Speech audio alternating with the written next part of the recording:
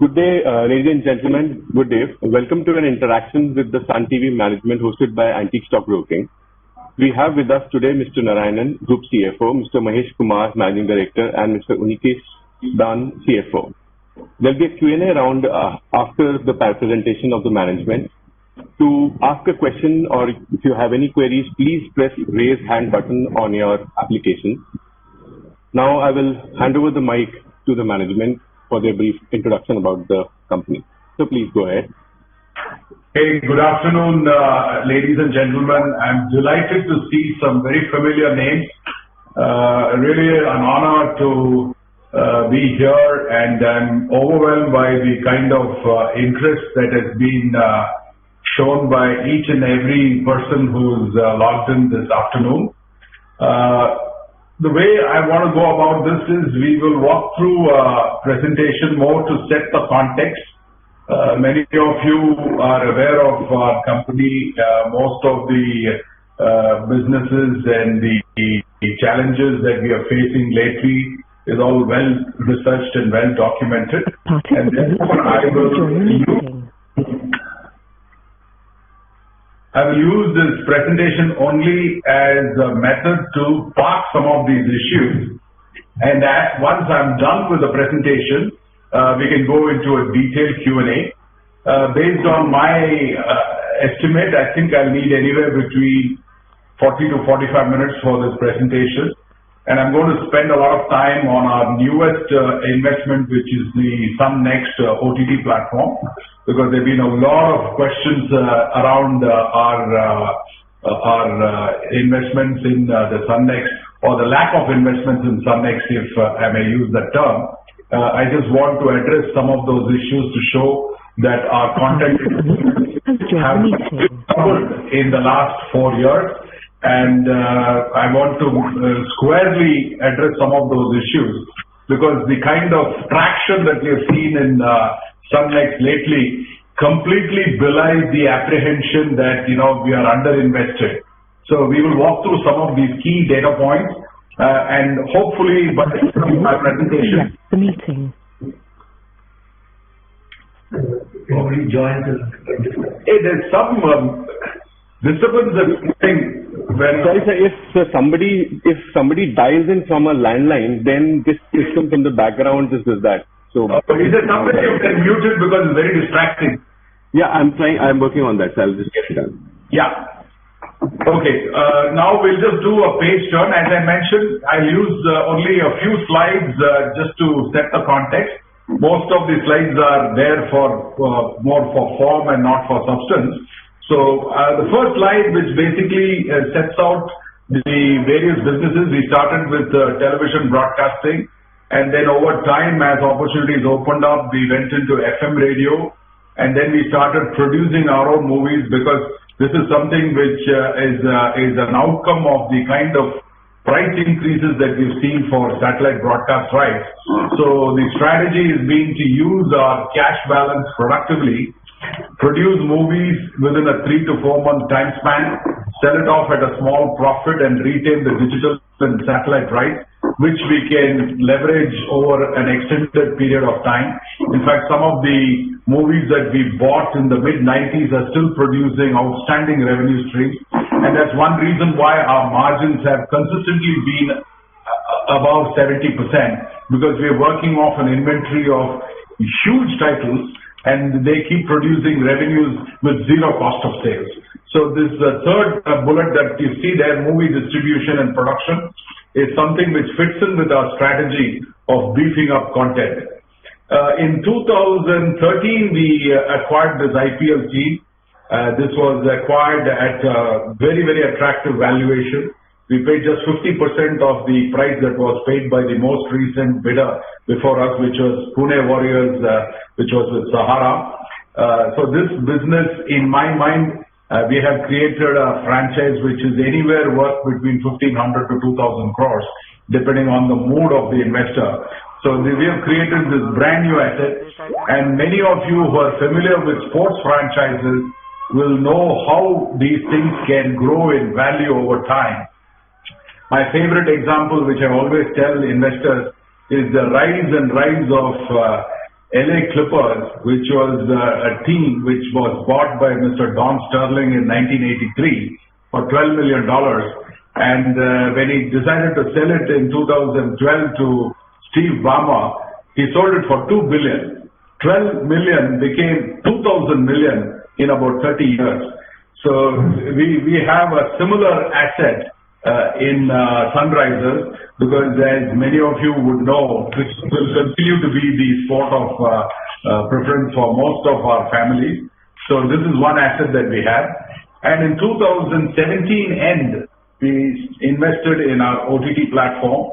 We saw that this was an opportunity that was on the horizon. We invested in it. We have built a world-class product with world-class viewing experience. We have tied up with the best and the brightest in the business, whether it's Amazon Web Services or Azure or Akamai. So I have data later in the presentation to show that it's got one of the finest track records in terms of downtimes and crash times. So we are very proud of what we have built. And you will also see in the next few slides how the viewership has leapfrogged, especially in the last 12 months. Next slide, please. So I'll skip this slide. It's basically our corporate organization, how we are organized, and where each of these businesses is housed. So the radio business under that. And in the next slide gives the listing of our channels. The most recent investment we have made is in Sun Bangla, which is at the extreme end of the extreme right of the page. Sun Bangla is a little more than 1.5 years old. We have invested in this because this is one of the most attractive markets in terms of the price per GRP that we are able to realize. We also have a plan to get into Marathi, but at this point in time, because of the uncertainty in the aftermath of the COVID pandemic, we are going a bit easy on the fresh investments. But we surely want to make sure that we grow the franchise into profitable, attractive markets. So at this point in time, we have 33 channels and we are serving 5 states. The next slide, I want to touch upon 1 or 2 key bullet points. One thing that distinguishes Sun TV is we've always been ahead of the curve. Even when DTH was set up in the group, we were the first to go in for MPEG-4, which made possible for HD transmission even before some of the channels turned HD, because at that time, some of the overseas feeds on IPL was going on high definition. And we were among the very first to carry high definition signals in the country. And if you come to the last part of the slide, I want to emphasize the fact that our accounting practices have actually stood this company in great stead. We have not had any issues in terms of the balance sheet quality. If anything, our accounting policies on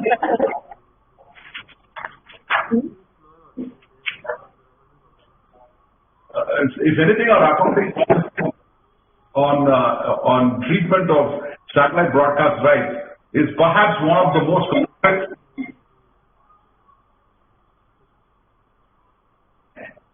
Today we have something like 10,000 plus titles in our library, which is carried at zero cost, and that explains why our margins are extremely high. So this is something which needs to be kept in mind. Next.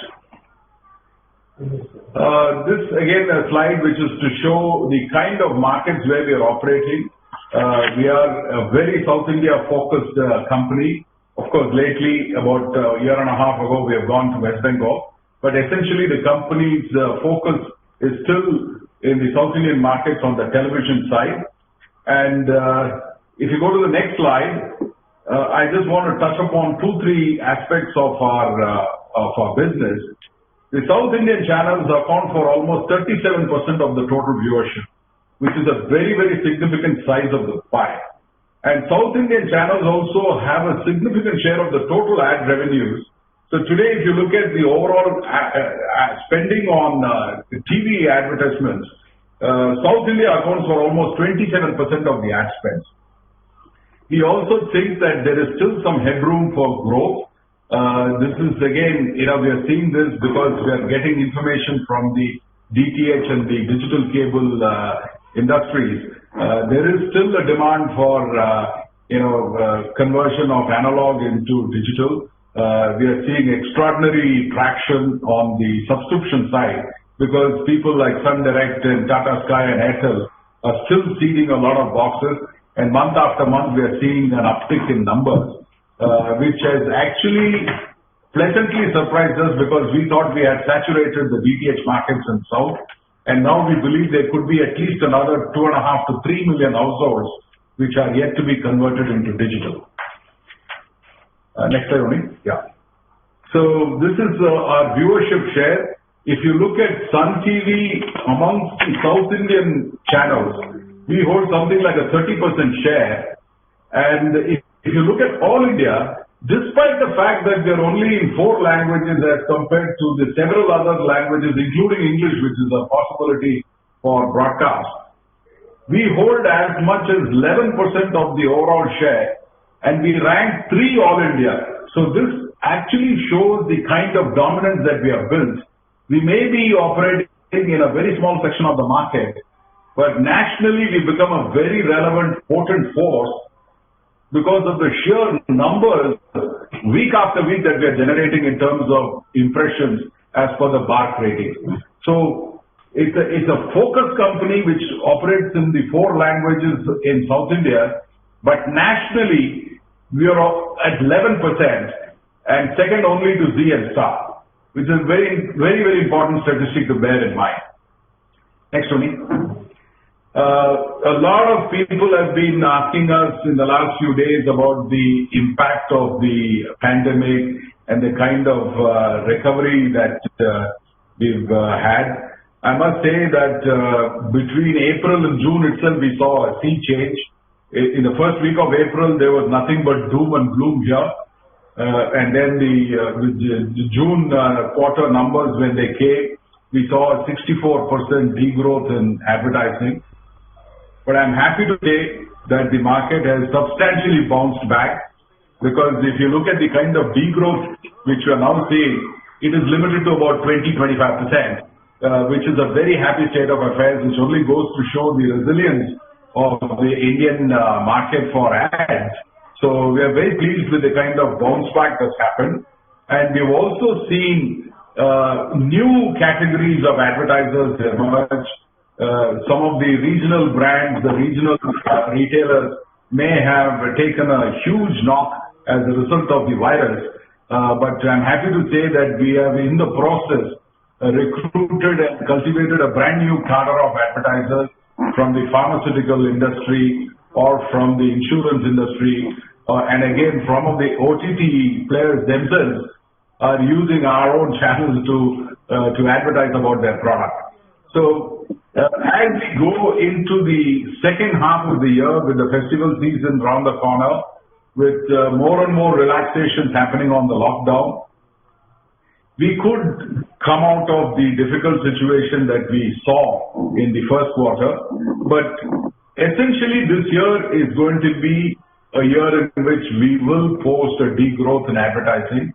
I see no reason why the market should revive so strongly in the second half as to compensate the losses that we have sustained in the first half. We have seen some incredible bounce back, especially in the months after the financial crisis in 2008-2009. But I think that was a different world. This thing is, in my mind, is a continuing kind of an impact. So if at all there is any growth that's going to happen in the advertising side of the business, it's going to be in 21-22. We must brace for at least a 20 to 25% degrowth in advertising for the current year. I'll be surprised if our degrowth number falls lower than 20%. Next slide. The great news that I have is subscription. Next. New tariff order.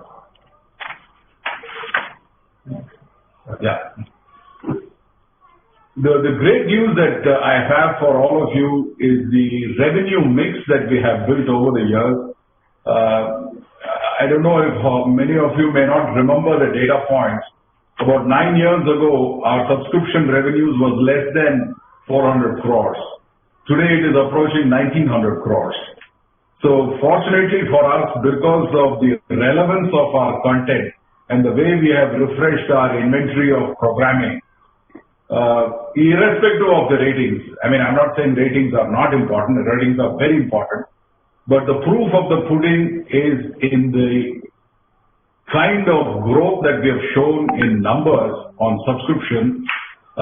We are absolutely delighted with the way we have grown our subscription revenues. And one question that always comes to us is what's going to be the impact of NTO 2.0? We went through a very disruptive new tariff order which was implemented in the first quarter of calendar year 2019. And we ended up having some hits and misses, but by and large we were able to protect our ARPUs because we don't have the issues that most of the other broadcasters have. So I want to assure all of you here that even if NTO 2.0 were to go through, we don't anticipate any major impact to our ARPUs. If anything, Sun TV and its flanking channels will be the least affected because of the way we have organized our pricing, the way we are selling our bouquets. We continue to stay very bullish on the entire subscription space. I also want to give another good news to you. We did mention in the conference call after the end of the first quarter results that there could be some fatigue amongst the MSOs. There could be some issues. We had even set up an ad hoc provision of 14 crores for possible bad debt because of the smaller MSOs. I'm delighted to share with you that our situation has not been as alarming as we feared.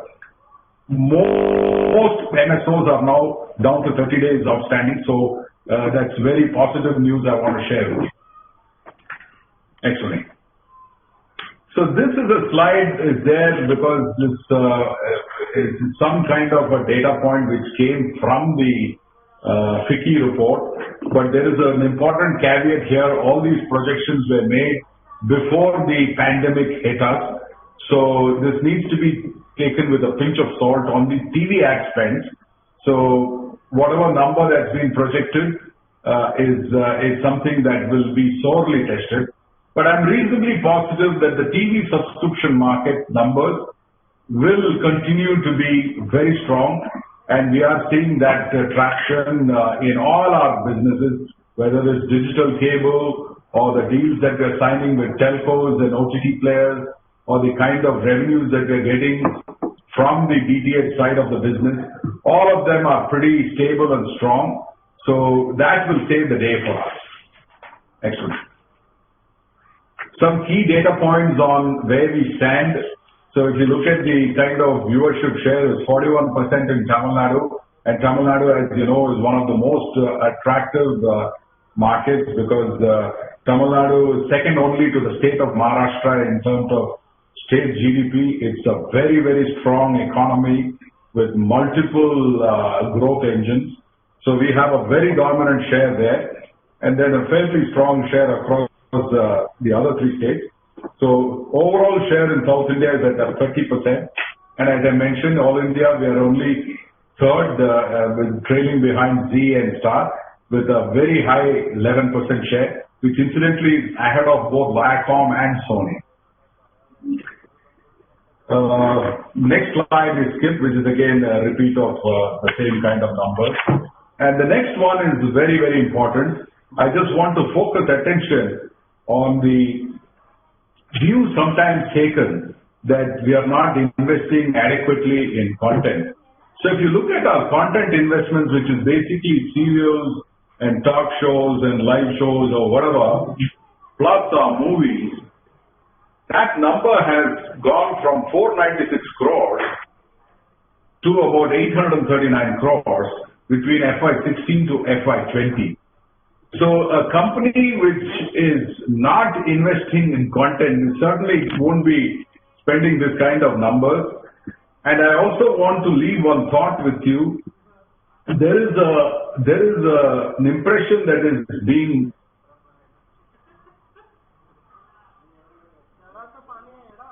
exclusive content on OTT, we are not good enough. I completely disagree that notion for the simple reason the OTT platform, end of the day, has only changed the way people access content. Earlier, you had linear TV, which was cable or a DTH, and then came an innovation in the DTH side where you could actually record whatever programs, you could come back and watch it at your convenience. So today, when we see some of the statistics which is thrown out by our own analytics engine in SunNext, it is absolutely revealing that much of the content is actually going towards catch-up TV, which reinforces our belief that, end of the day, content is something that people will watch irrespective of the kind of genre, and we will make sure that whatever content that we curate is available across all forms of access, whether it is through cable or through satellite or through internet. So the point I want to leave here is we are not under-investing in content. We have almost doubled our investments in the last 5 years. Next. So barring the Soviet Union, former Soviet Union and Russia and South America and Greenland, we are present almost everywhere. And increasingly with SunNext, we have made sure that we are able to access the South Indian diaspora wherever they might be. I mean, just an anecdotal note which I just want to leave here. A few weeks back, a classmate of mine who works for Standard Chartered in Yangon in Myanmar, he called me and said that, how do I get Sun TV? So I told him, why don't you just download SunNext? And within minutes he had done it, and he just called me and said, I've never been happier. I'm watching almost all the stuff that I grew up with. In addition, he has access to almost 4,000 movies that he can access from our SunNext platform. So increasingly, this will be our vehicle, disintermediating all the telcos and the other people who are distributing it currently, and it will become a pure play B2C model where we put it in the cyberspace, and wherever you are, you could be in Honolulu in Hawaii or in Sapporo in Japan. If you're a South Indian, you want this content, it is available at the click of a mouse. So we see great prospects for SunNext as our vehicle for tapping the South Indian diaspora wherever they might be living. Okay, next. This is another data point which I want to leave with you.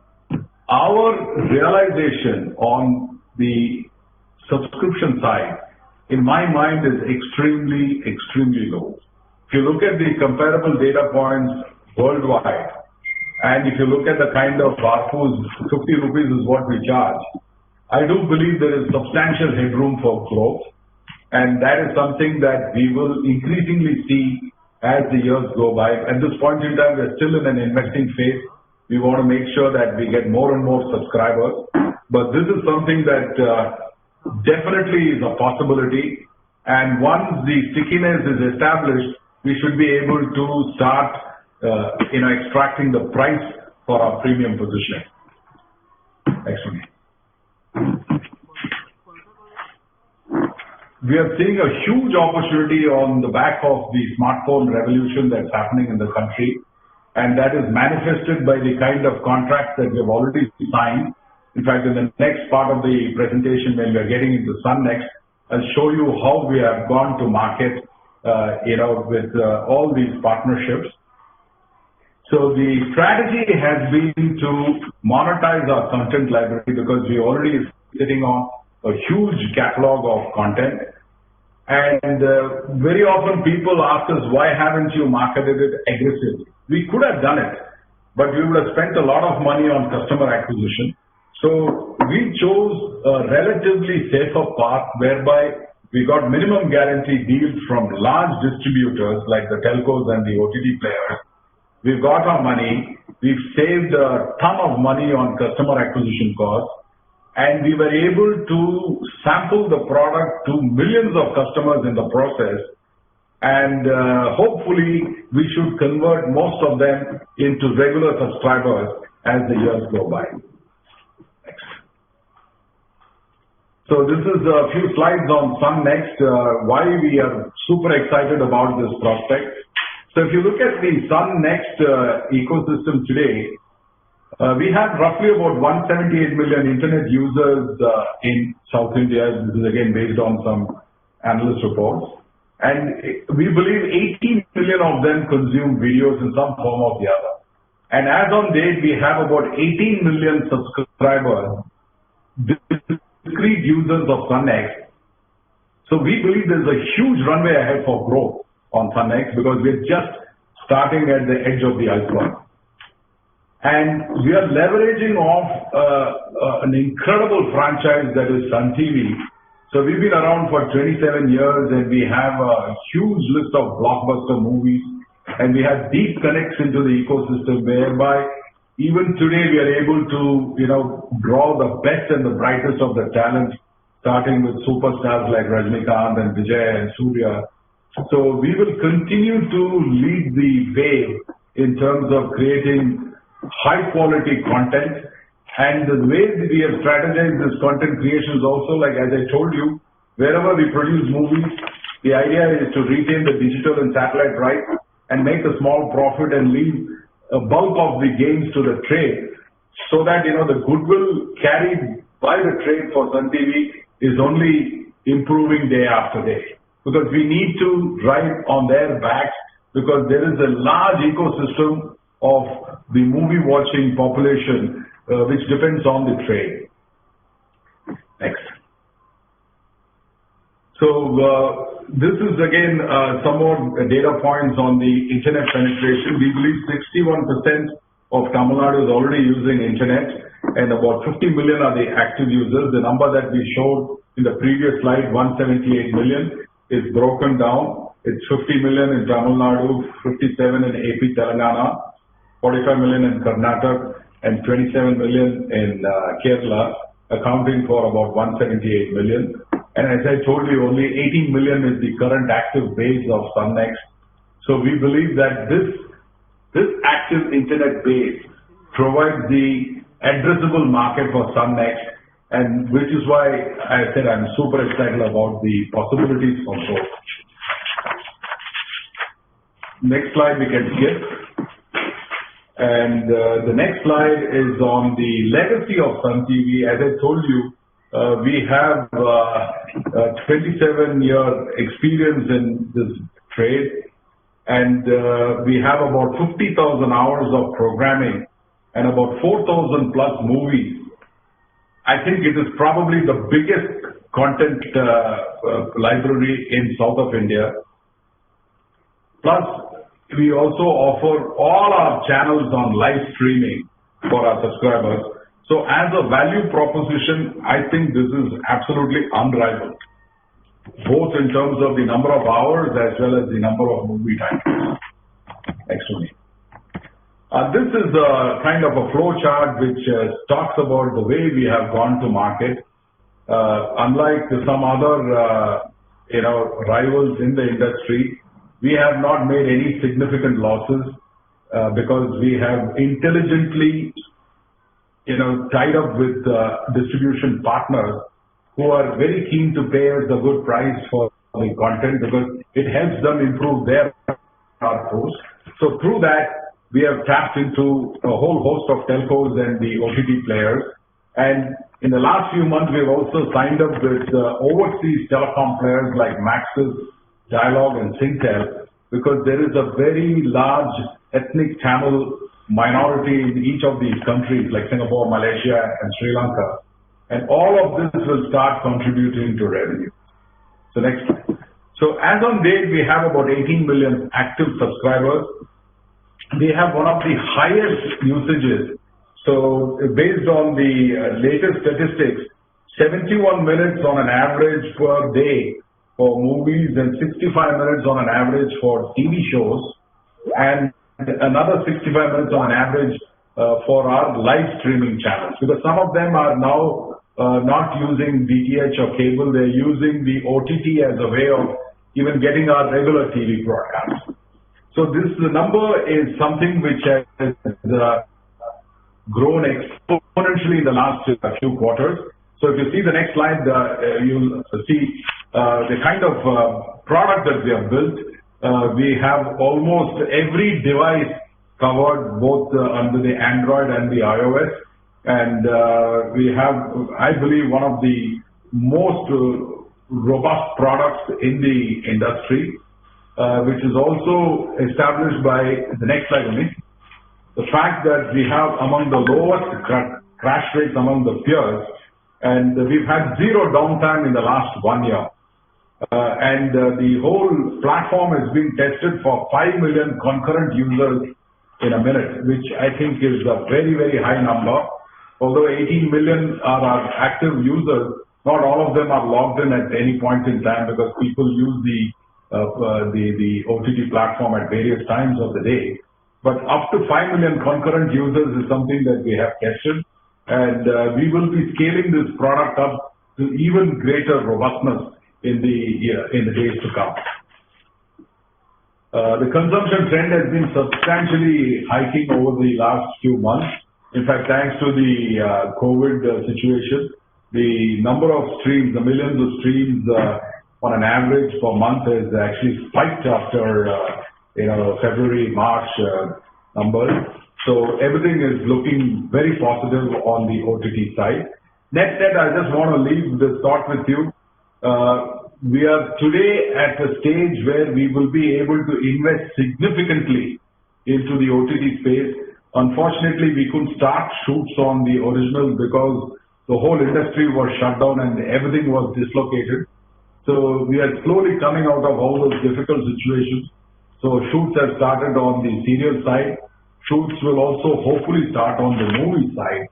And once everything stabilizes, you will see a significant investment into OTT coming from our side. We are now up, we had earlier indicated about 100 crore investment. That number could go up to 150 million per annum. You will start hearing announcements to that effect shortly. Next one. Next. Yeah. So I'll quickly touch upon some of our other businesses, more to update you on where we are. We have today 67 operational stations. 10 of them are under the brand Suryan FM, which is the Tamil Nadu focused brand, and 57 stations are under the brand Red FM in rest of India. At this point in time, radio is also limping back to normalcy. The same story is playing out in radio, except that the bounce back has not been as sharp as we have seen in the TV side. It's going to take much longer for radio. And I personally believe that some of the smaller radio stations are in extreme levels of distress. Same time next year, it is quite possible that many of the smaller stations may have either discontinued or would have got acquired. So when the tide turns, I see a significant improvement in the pricing positioning of some of the majors like Mirchi, Fever, ourselves. There's just a handful of them who have the staying power to ride the storm. So many of the smaller stations I know are in acute distress because we do get inquiries from some of the bankers who are wanting to dispose of assets because the situation is pretty bad on the radio side. Only next. Next. So this is basically a listing of our stations statewide. So that brings us to the end of the presentation. The next slide only. So basically this summarizes our businesses. Just to recap what's happening in TV broadcasting, radio, movie production, and our IPL business. I didn't touch upon IPL here. But the good news is, now, it's going to happen. Even if the crowds don't come, it now appears that we may make some money out of it. In the earlier calls, we had said that the revenue stream was under severe threat, but that situation has considerably changed because it's now happening in UAE. So we hope to make some money out of it this year, which is always a welcome thing. And then I'll just quickly run through some of these financials. These are all summarized numbers which are already out in the public domain. I'll just go straight to the last slide here. I just want to touch upon this. In the last 10 years, this company has paid out 5,700 crores, including distribution tax. This is something that I just thought I must share this with, because when you look at year after year, you don't appreciate. Every year, we have grown our, distribution ratio, barring one year in which there was a spike, and then that was the year we did this to correct the return on net worth, because our net worth had bloated up to a point where the return ratios coming down. So we paid out a high dividend, and then we went back to the same payout ratio as earlier. But then again, we've stepped it up because we found that we were carrying extraordinarily high levels of cash. So as we speak, we are now close to 3,500 crores of cash. This company has always believed in paying out cash that is excess to its requirements. So that is something that I want to leave with you here. We will continue to pursue a policy of very significant cash payouts, either in the form of dividends or buybacks. So our idea is to make sure that we maintain a very high return on equity, at least 25 to 30%, and not paying out significant dividends or not doing buybacks can depress that ratio. So we are committed to ensuring that excess cash is paid back to the owners. And with this, I conclude my presentation. We have the remainder of the time plus another 30 minutes for Q&A. We would like to wrap this up by 5:50, but we can stretch it up to 5:30. Thank you, sir. Participants who wish to ask a question can please do so by pressing raise hand button on their application, or they can post it on the chat here. Thank you. We'll wait for a minute for the Q&A to build.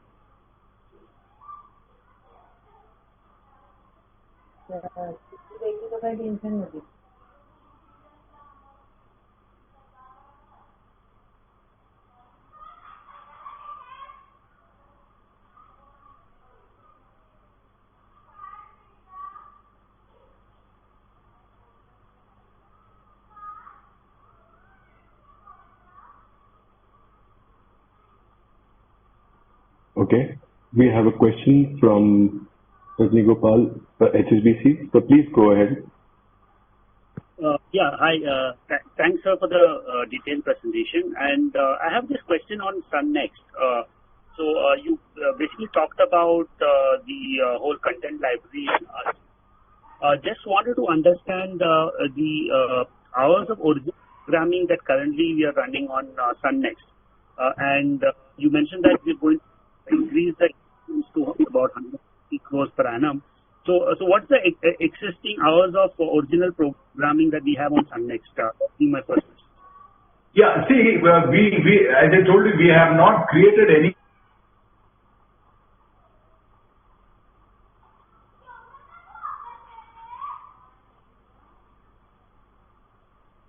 But we have consistently said that we don't believe in having something exclusive for SunNext, because at the end of the day, if you look at even Netflix or Amazon Prime or Hotstar, many of the shows that they have are from conventional broadcasters. Like Friends is from HBO, which is a regular broadcaster, and Office is from NBC, which is also a regular broadcaster. So end of the day, we will have content, we'll pack the platform with content, but we don't think that there is a business case where I can build an exclusive model, spend crores of money and hope to recover it only from a few million subscribers. So we will premiere certain things on SunNext, but it's not going to be exclusively SunNext. Okay, that way, I mean, it is slightly different from the other OTT platforms, wherein there is a lot of emphasis on the original programming. Here, it would be more of an extension of our overall distribution or access strategy, because we will also have Sunnext as part of our access as an OTT platform. Yeah, so as I said, if you look at Game of Thrones is available in Hotstar today. It is available in HBO or Netflix in the US. So HBO regular TV showed Game of Thrones, and then it came on Netflix in the US, and in India it comes on Hotstar. So end of the day, it is content. You should be indifferent as to the way in which you watch it, because end of the day, it's only 15 or 16 million broadband homes that have broadband today. The bulk of my market is actually still DTH and cable. Unlike in the US, where everybody has access to high-speed broadband at home, and therefore, it becomes possible to build a business which is exclusively on internet. Because today, if I limit my thing to just broadband-based homes, I'll have to price it at an outrageous sum of money where the business model doesn't permit it. Sure. Got that. My second question, sir, is on the way we've seen a surge in our subscription revenue and the mix improving dramatically over the last 2 to 3 years, and the way we have very well executed on that front. So basically wanted to understand, in terms of the partnership that we have already signed up with telcos and with one platform player that you mentioned in the presentation, what is the contribution of those coming into our overall subscription revenues? So I'm asking specifically to the Sunnext contribution to the overall subscription revenue. And when we talk about the growth outlook for subscription revenue, incrementally, what are the drivers? Is it likely to be more OTT, revenues coming in from Sunnext, or is it going to be more organic growth that is coming from the traditional distribution channels? Yeah, so let me be very honest here. If you take this 18 million, out of that, the pure OTT subscriber number will be very small. Bulk of this growth in subscribers have come on the back of our partnerships with either telcos or with OTT players. And very few OTT platforms in India have a business which is built entirely out of organic traction on standalone subscribers. Most of them are on free downloads. By the way, we don't have that free download model at all, because from day one we said we will price it at 50 rupees. And if you pay the entire year subscription, you probably would pay 480 or something. But we have not made it free at all, because we wanted to build a viable business. So as the days go by, once people sample the product and they get used to it, there is a distinct possibility that they will start consuming it on their own. In case we are not able to continue the partnerships with the telcos or with the OTT players, because the price at which we have signed now is more like an entry price, because we are also helping our partners to ramp up their numbers and also improve their outputs. So as the numbers keep going up, we being the content producers, we will also want to get our fair share of the value added. So we think that as the years go by, the number of subscribers that we have on a standalone basis as a percentage might actually start increasing. We are seeing that already today, because we are seeing a steady increase in people who are subscribing on annual basis and quarterly basis. Earlier, people used to subscribe for a month and then they'll churn out because they'll forget to renew on time. And it was still, early days for most of them, and they were sampling the product and then not, staying the full course. But we are seeing a change in that behavior now. And I'm fairly confident, given the kind of content that we have packed in Sunnext, we will see a prodigious increase in the number of freestanding subscribers. And at the same time, we also see the telco-based access of customers also rising, because month after month it's been rising. Sure. That color was very helpful, sir. Just also a small suggestion. I mean, if now that we've been emphasizing on Sun Next, so some more details about, I mean, apart from the, I mean, what the color that you talked about, if those things can be on number, that would also be helpful in terms of assessing the kind of performance of Sun Next platform. So I just want to leave one thought with you. We'll be embarrassed to put this number because we don't have any cost at this point in time. Because the Sun Next platform operates on content which is already expensed. It is using the digital rights of movies which are held at zero value. It is also using all the content, the shows and the serials which are coming at zero value. So if I were to actually now put a P&L for Sun Next and put it out as a disclosure in quarterly accounts, we'll have something like 85% operating margins, which is not, indicative of the true, financials, because it is working off an inventory which is held at zero value.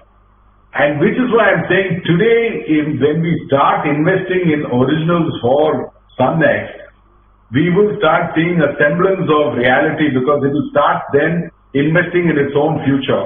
Because now we have reached a stage where the traction is so strong that we can support at least a 150 crore investment per annum on Sun Next's own standalone financials. Sure, sir. Very helpful. Thank you. Thank you, sir. We have a question on the chat, sir. With media talks of Viacom merging with Sony in India and Star now backed with Disney, are we exploring any M&A opportunities? And why did we not consider Sony, since that could have given us an entry into Hindi GEC space? It'll be very difficult to say anything on this call on mergers and acquisitions. This is not the right forum to talk about. See, we have always been open to ideas. We will not shy away from business combination opportunity if that opportunity were to come. In fact, a couple of years ago, when we had an extraordinary high levels of cash, one of our largest shareholders, asked on a call, why are you keeping so much of cash? It is not a right thing to do. And at that time, I did mention that there could be an opportunity for doing some acquisition, which would take this company to a different orbit altogether. But then that opportunity didn't materialize. And the moment we realized that it was not happening, we paid out an extraordinary special dividend in March of 2020. And in fact, we paid close to 1,200 crores, if my memory serves me right. And we ensured that, we took out all the excess cash in the system. But we will continue to stay open to the idea of an attractive acquisition, because we believe that we have the wherewithal to do it. Because today, if you look at our liquidity position, and even in the face of a very downbeat economy, I'm reasonably sure that we will almost make the same PAT as last year, because our costs are far lower than last year. So we could still be able to do something absolutely ambitious, and this is perhaps the right time to do some of these acquisitions. But unfortunately, we don't have the right kind of opportunity on the horizon. Thank you, sir. Our next question is from the line of Mr. Ramesh Damani. So please go ahead. Hi, Atul sir. Good afternoon. Hey, hi. How are you doing? Good. Sir, a question, two parts basically, regarding IPL. If most IPL teams make around 150 to 200 crores PBT, won't you think the valuation of what you mentioned, 1,500 to 2,000 crores, is a bit low? Yeah, so absolutely. I completely agree with you, because I just took that number because I applied a 12 to 15 multiple on the profit after tax.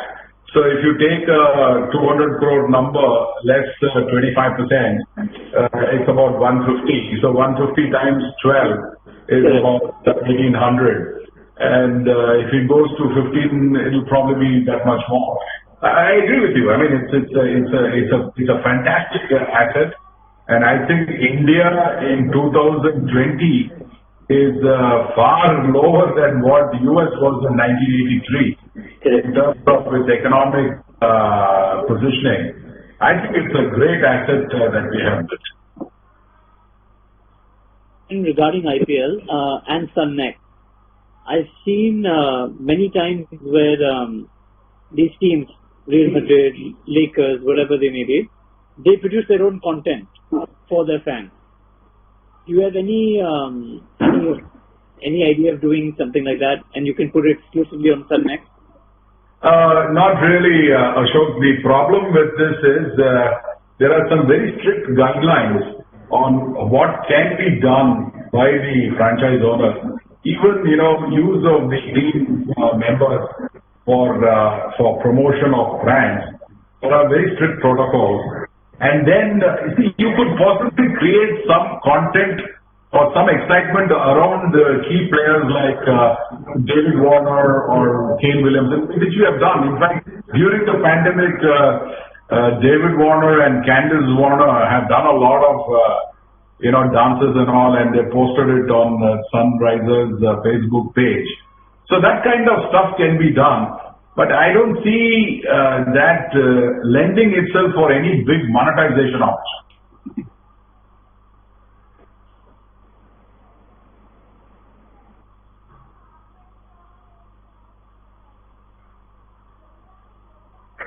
Thank you, sir. If that answers the question. I have a few questions on the chat, sir. Any plans for monetization of the IPL franchise? No. The IPL team will continue to stay inside the company. Sure, sir. Are the deals with telcos for OTT one-time in nature or annuity deals? What is the risk to these deals? Most of these deals are, to begin with on an annual basis, but some of the larger deals have, because from their side they also want price certainty, so they are all for 3 years at the maximum. The risk is more for the people who, at the end of the day, content is king. I mean, we are seeing the kind of traction from a variety of customers. So we don't see any risk in not being able to renew the deals, because every year we've been renewing the deals with some of these telcos, and they become so large now they're signing 3-year deals. Thank you, sir. We have a question from the line of Ms. Yasmin Shah. Yasmin, please go ahead. Yeah, sir, I had a couple of questions. First one is on your ad spend. You did say that, you will probably end the year with a 20% lower number. But could you just dwell in more in terms of, what has been the trend with national advertisers versus local? And do you see a change in psychology, post-COVID, in this COVID times? And do you think that, this kind of trend, what is recently emerging, could stay with us even after COVID? That's my first question. And second thing, on your subscription revenues, you said you've grown from 400 crores to say, 1900 odd crores. How do you see yourself in terms of subscription revenue growth, say next 5 to 7 years down the line, Do you have any numbers you can share in terms of where would you like to see them? The first part of your question, I request Mr. Mahesh Kumar, my colleague, to answer. The second part, I'll come a little later. Yeah, on the advertisement, like Essel said, we have seen some strong bounce back, primarily driven by some of the national advertisers. In terms of the sector, it's FMCG which is driving the growth. Still, there are challenges from the retail segment, like some of the state-specific advertisers have not, or the regional advertisers have not come back as yet. I think it will take some time when the market really opens up. I think we expect them to come back. But I think based on the current trend, I think as what we were during the initial stages, which is April, May, we are seeing really strong traction, and we are seeing very strong fill levels in the ad. And on the subscription side, 5 to 7 years is too much of a crystal ball game. But I'll give you some, prompts where you can build this thesis yourself.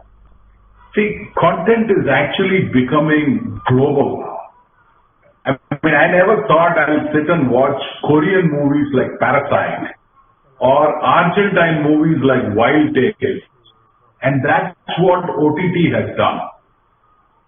I mean, some of the finest movies I've seen in the last few years are Spanish movies, like Invisible Guest, which has also been made into a Telugu movie called Everu.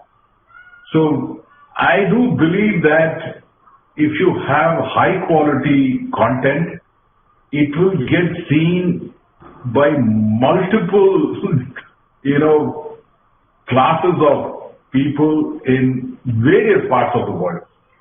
I mean, I don't know if you've seen some of these, Malayalam movies which have been turned into Hindi movies, Tamil movies, like Drishyam, which is a Malayalam movie, which is made into Papanasam in Tamil, is actually a Korean movie.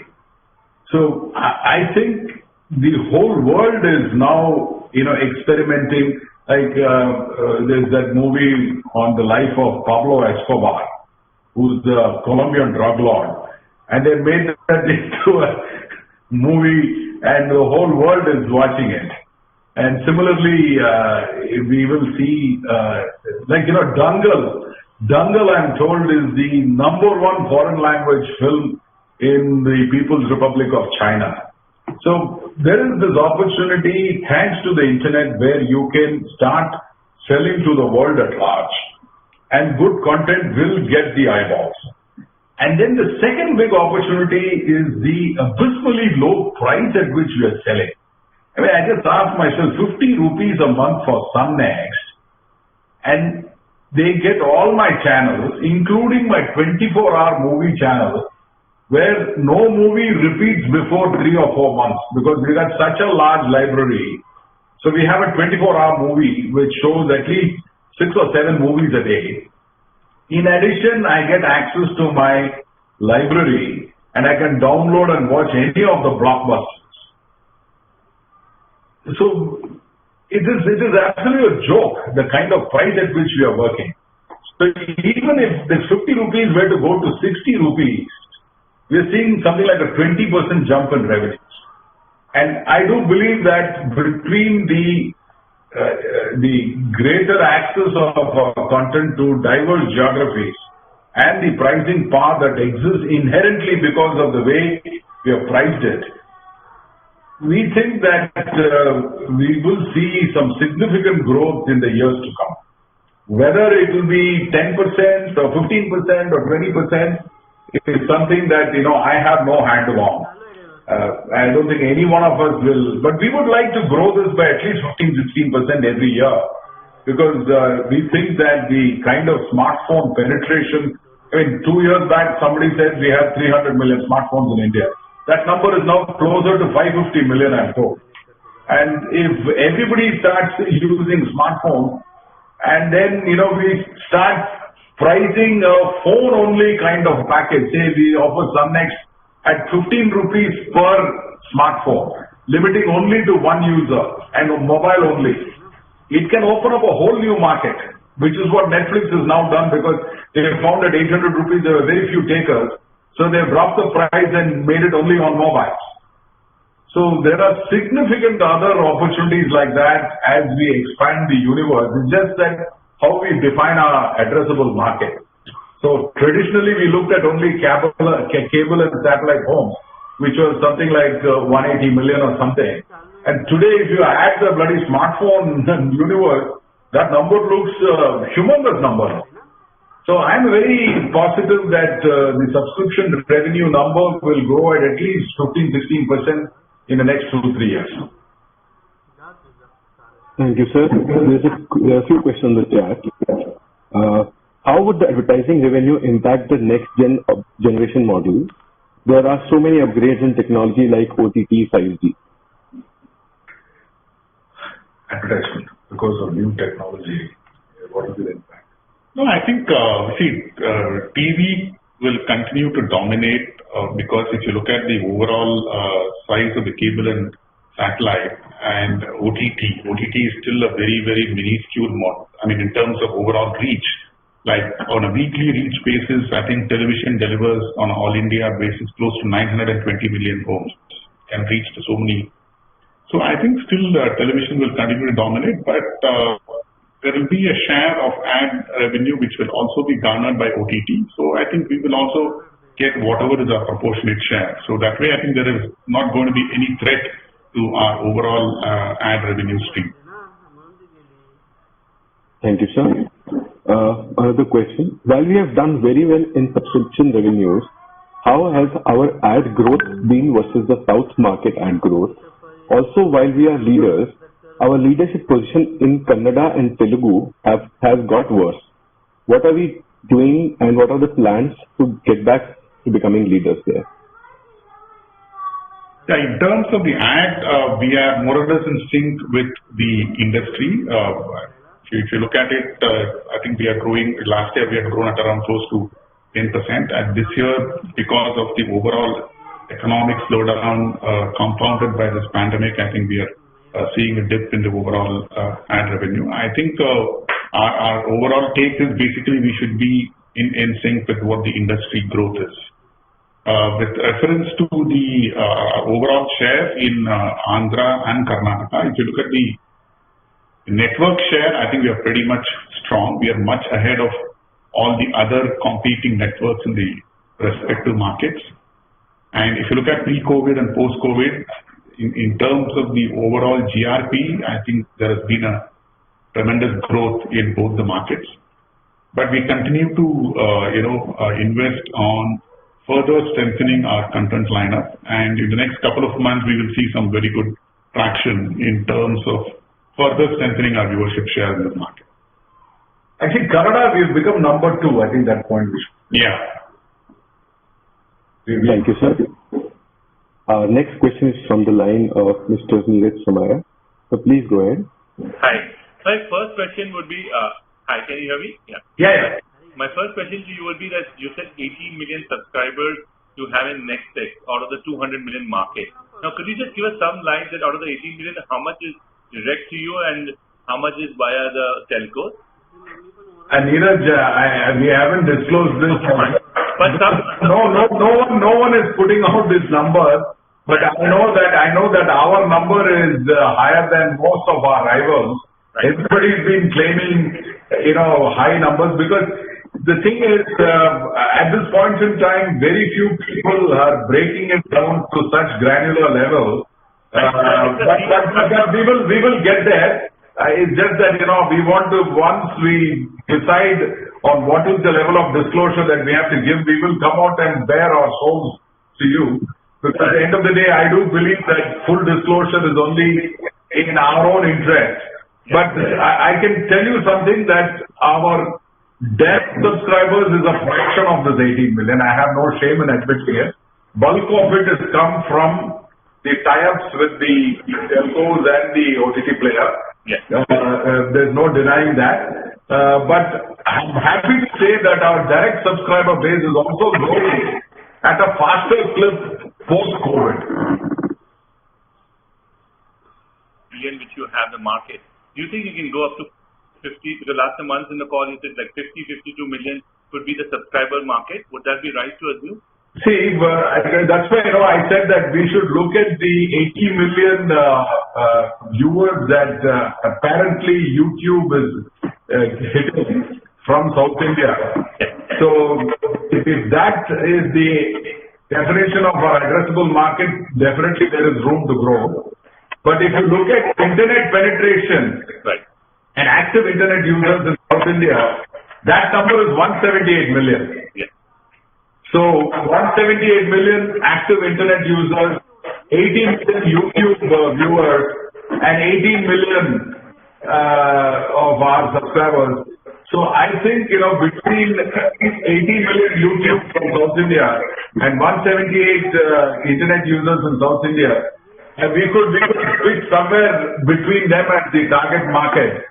Because if you price it attractively, today I think, people will not think twice about taking a mobile-only subscription. Because if you're somebody who's a trader in interior Tamil Nadu, you'd love to have news on your handset. And if you can get live streaming Sun News on your phone, and it's going to cost you just 15 rupees per month, I'm reasonably sure many of them will subscribe for it. And my part 3, like how Sun International was originally a separate part, would you go ahead and do it in the next, in the Sun Next? Because internationally, Z has already done it. That, in Dubai, they've already come up with the Z5 is the only way to get into official Z. Would you think in Germany also they've tried? Would you do the same thing which you did 20 years back? Would you repeat the same thing? The reason why we will not jump into this is, there is a significant stream of revenues which is coming from the cable operators and DTH operators like StarHub and Astro and Rogers in Canada, DirecTV US, Miasat, Etisalat. The various people are now already distributing our content. So it will be a very tricky thing because we want to jeopardize. That number is almost about 150 to 160 crores per annum. So at this point in time, we have not decided. But I agree with you. A pure play B2C model will significantly expand my net realization. Because at this point in time, if DirecTV is charging you $15 for a South Indian living in, say, New Jersey, what comes to me is only some $8 or $9. Because the carrier takes a significant cut of the price that he's charging.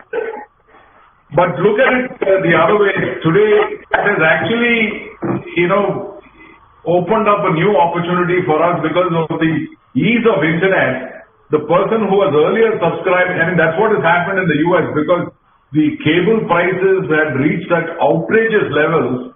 My own brother lives in New York, and some months he used to pay close to $200 a month.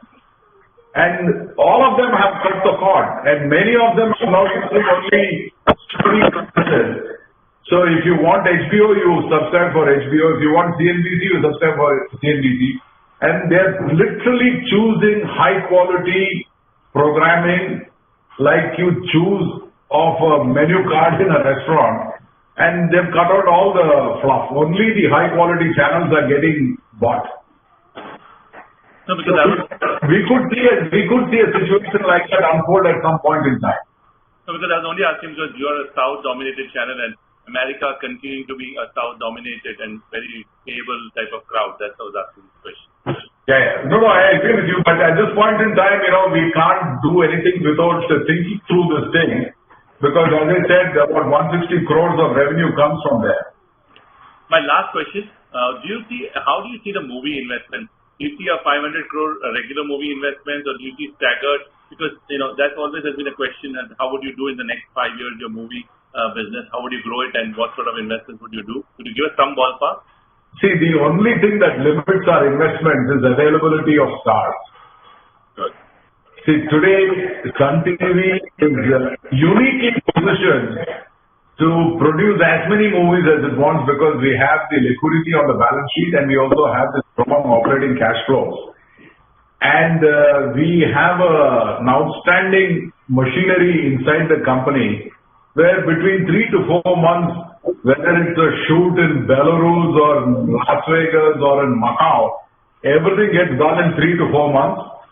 And within no time, we also sell off the rights. And we can do this theoretically, effortlessly, as long as we find the stars and the directors and the music directors. But unfortunately, we cannot get everybody together at the same time. And that's the reason why you can't do more than 2 or 3, at best 4 movies in a year. And even that has got bloody scuttled because of this virus thing. So this Rajinikanth movie, Annatha, which we started, is work in progress. And once things normalize, we will resume the shows. But otherwise, we could do as many as we want. The only thing that limits us is availability of talent. Thank you, sir. Thank you, sir. We have a few more questions on the chat. So what about Sun TV's free cash flow as it is said to be debt-free company? On dividends, while we have paid rupees 5,700 crores, 75% of which has gone to promoters in additional to very high salary, 1,500 crores over 10 years. How can we justify this? Should we not consider converting salary into dividends? Yeah, this is again a very touchy question, but very valid question. You know, this has got some legacy issues. Because Mr. Maran has always taken a very small salary and has taken bulk of his compensation tied to commissions as permitted under the Companies Act. So I must say, as a caveat, this is not something which is illegal, which is permitted by the Companies Act. And I don't think this was ever an issue till the profits started faltering, because as long as the company's profits was growing and the stock price was growing, this was never an issue. But unfortunately, this has become an issue because our growth rates are not industry leading anymore, which is a regrettable thing. But I must say his salaries have been capped at the levels of 4 years ago, because the year in which we got the bonanza from IPL, Mr. Maran voluntarily, agreed to peg his salary at the previous year level, because had that formula continued, he would have made a lot more money. So he actually froze his salary at 2017 levels. But I agree with you in the sense that it sort of gives us an opportunity to boost the EPS and also therefore boost the overall market cap.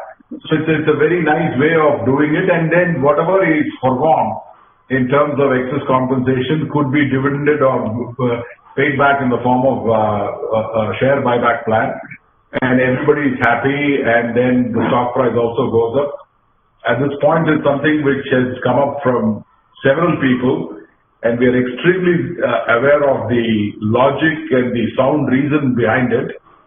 But at this point in time, I can't say any more than just to say that we acknowledge that this is a very, very sound suggestion, but this is for the board to decide. We are very, very mindful of this. Thank you, sir. Our next question is from the line of Mr. Vikas Ahuja. Please go ahead. Hi, sir. Good evening. Thank you for the presentation. It was really insightful. I have two questions.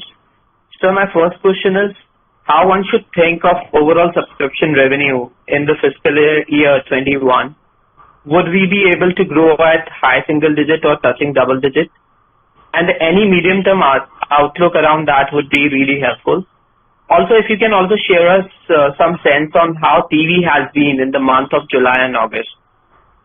And I have a follow-up also. Thank you. We should grow by at least 10% in subscription revenue. My own estimate is it could be 12-13%. But I'm confident enough to tell you that we'll grow by a minimum of 10% on subscription revenues. What was the second part of your question? So second was if you can give any medium-term outlook around it, and also how TV has been in the month of July and August. Medium-term outlook, I mean. No, I'm telling you for FY21 we'll grow by at least 10%, if not more. Sure. All right. July, August, July, August, you want the ad revenues, huh? Trend, lots of trend. Yeah. No, as I said, it's definitely better than the previous quarter. We have really bounced back, but still not reached pre-COVID levels. Okay, this is better than June. And sir, my second... I thought I covered that because I don't know if you're there at that time. We said that June quarter we degrew by 64%, and we said that our degrowth has fallen to about 25% in the second quarter, which is the September quarter. Okay, sure. And sir, my second question is around acquisition. Given our very strong position in our balance sheet and the stress on overall corporate side, you have always mentioned that you are on lookout for opportunities. So are you being able to identify any opportunities in this market? Have you identified any assets already? So that's about it. The thing is, unfortunately, we can't do hostile acquisitions in India because the market is very, very different in India. It also has a lot of regulatory issues. So if anything, we should do a consensual kind of a merger. We simply can't do a hostile acquisition like what happens in the West. Although I must say in the case of L&T Information Technology and Mindtree, it was a hostile race and they successfully acquired the company. But we don't believe in doing something with hostile. So at this point in time, we don't have any opportunities. I don't think anything is available for sale. Sure. Thanks a lot, sir.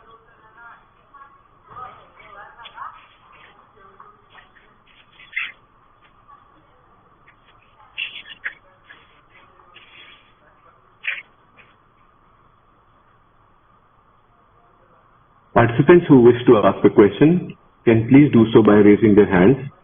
So there's another question. Questions we can, in fact, this is what we said we can do about half an hour plus on Q&A. Sure, For the questions, we can call it a close. Sure, sir. There's one last question. Has the company thought about taking it private? That question you have to ask Mr. Maran, not me. We are professional managers. Our job is to run the company.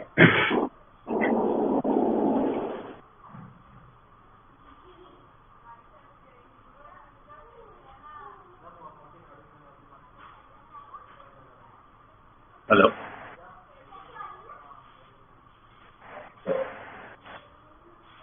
Hello. Thanks everybody for logging in. So actually, your voice just went blank. Oh, I can hear you. Okay. No, you were answering the question.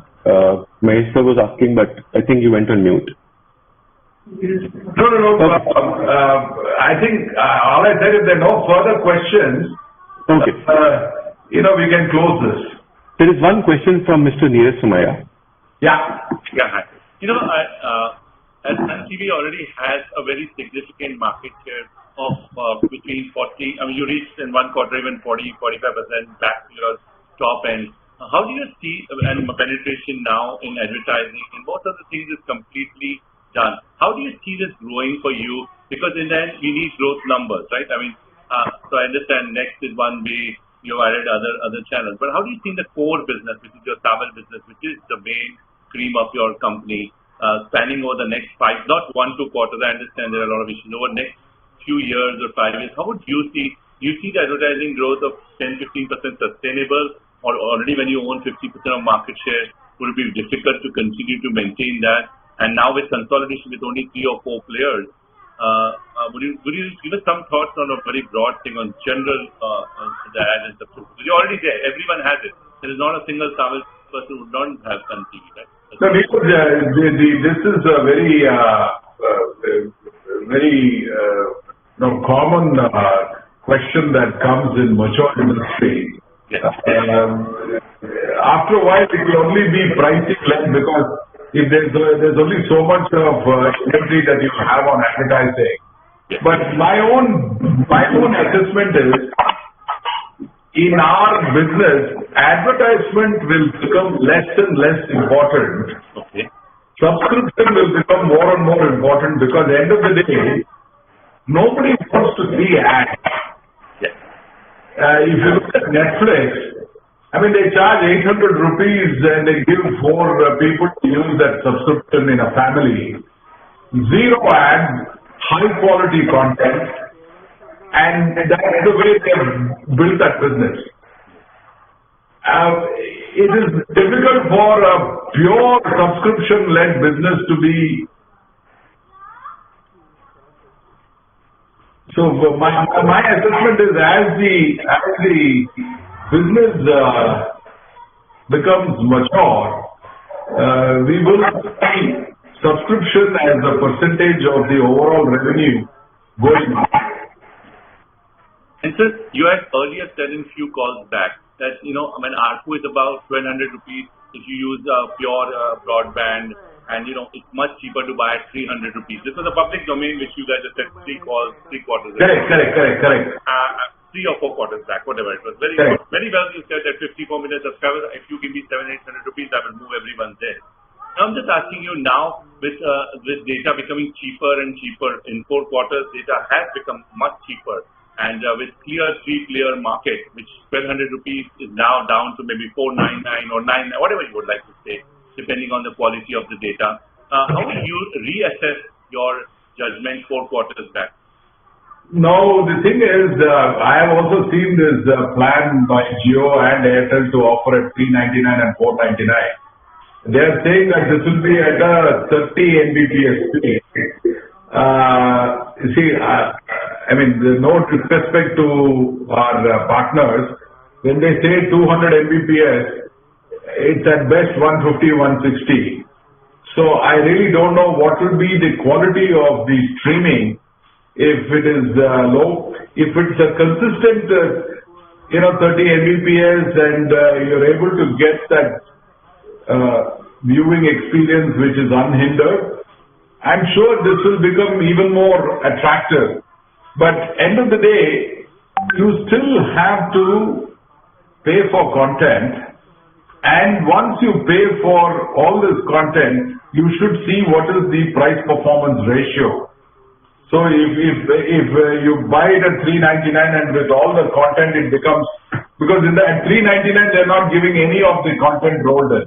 If you want all the content, you have to pay a slightly higher price, which is that 799 plan, I think.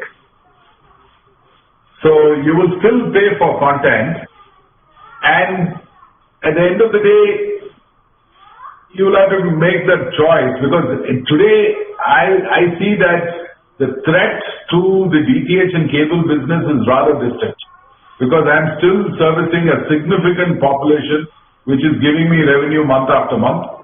But I'm agnostic. As a content producer, I'm pretty okay if I can get a similar output directly from the OTT people. In fact, I welcome it. See, today, if I take the South Indian market, which is about 54 million homes, if 54 million homes start giving me 50 rupees a month, that's something like 250 crores a month. I'll be reaching 3,000 crores in subscription revenues. So I'd actually welcome something like that. Thank you, sir. Now that we are running out of time, let's call.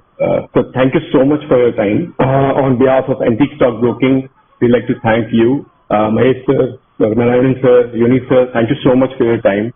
Thank you, participants, for joining this call. Thank you so much. Have a great day. Have a great evening, everyone. Thank you, sir. Bye, sir.